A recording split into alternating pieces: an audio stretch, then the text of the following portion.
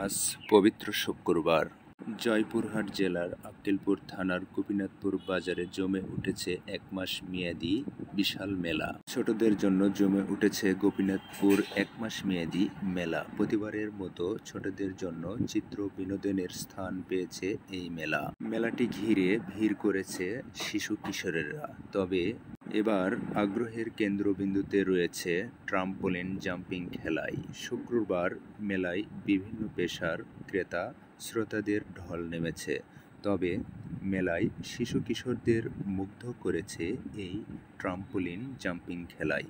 মাত্র ৫০ টাকার বিনিময়ে একজন শিশু ১০ মিনিট ধরে খেলার সময় পাবে।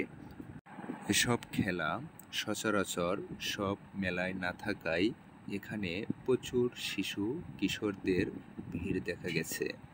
ছোট ও বড়দের জন্য রয়েছে মিনি ট্রেন গাড়ি, নাগরদোলা, মোটরসাইকেল খেলাসহ বিভিন্ন, এবং এখানে দেখা যায় টেডি বিড়াল।